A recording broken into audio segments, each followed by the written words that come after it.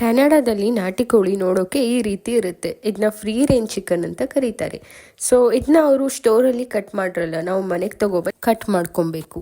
ನಾನು ಇವತ್ತು ನಾಟಿ ಕೋಳಿಲಿ ಸಿಂಪಲ್ ಆಗಿ ಒಂದು ರಸಮ್ ಮಾಡ್ಕೋತಾ ಇದ್ದೀನಿ. ಒಂದು ಪ್ಯಾನ್ಗೆ ಆಯಿಲ್ ಹಾಕ್ಕೊಂಡು ಅದಕ್ಕೆ ಸಣ್ಣಗೆ ಹೆಚ್ಕೊಂಡಿರೋ ಆನಿಯನ್ ಹಾಕ್ಕೊಂಡು ಅದಕ್ಕೆ ಚಿಕನ್ ಪೀಸಸ್ನ ಹಾಕ್ಕೊಂಡು ಟರ್ಮರಿಕ್ ಆ್ಯಂಡ್ ಸಾಲ್ಟ್ ಹಾಕಿಬಿಟ್ಟು ಬೇಯಿಸ್ಕೊಂಡೆ. ಇದು ಫ್ರೀ ರೇಂಜ್ ಚಿಕನ್ ಆಗಿರೋದ್ರಿಂದ ಸ್ವಲ್ಪ ಜಾಸ್ತಿ ಟೈಮೇ ಬೇಯಿಸಬೇಕು. ಸೊ 20 to 25 ಮಿನಿಟ್ಸ್ ಇದನ್ನ ಬೇಯಿಸ್ಕೊಬೇಕಾಗತ್ತೆ.